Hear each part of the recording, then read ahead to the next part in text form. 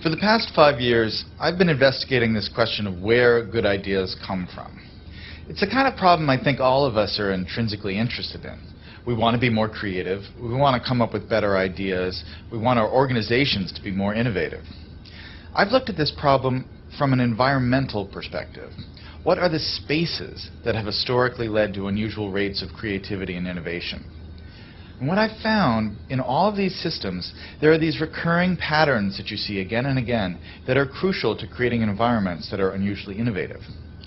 One pattern I call the slow hunch, that breakthrough ideas almost never come in a moment of great insight, in a sudden stroke of inspiration. Most important ideas take a long time to evolve, and they spend a long time dormant in the background.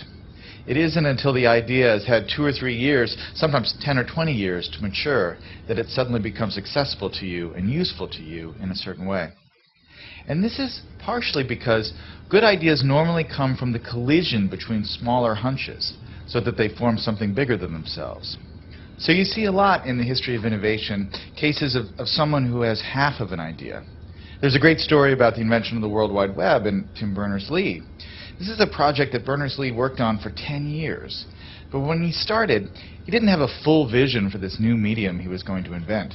He started working on one project as a side project to help him organize his own data. He scrapped that after a couple years, and he started working on another thing.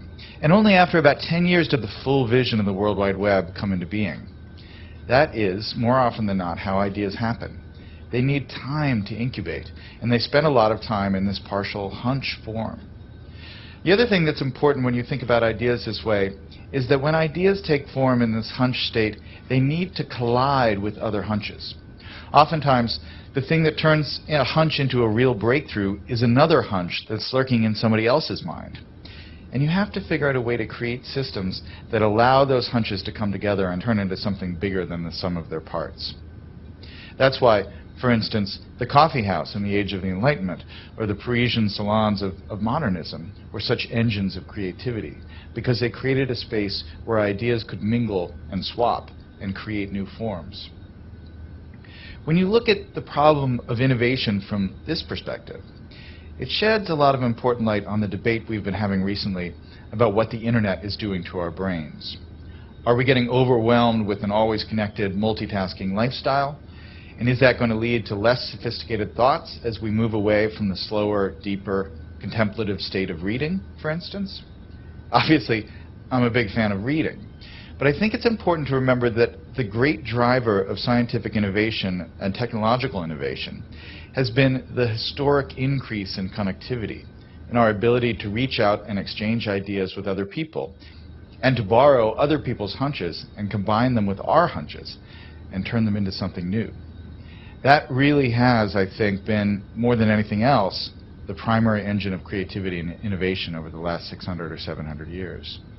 And so yes, it's true we're more distracted.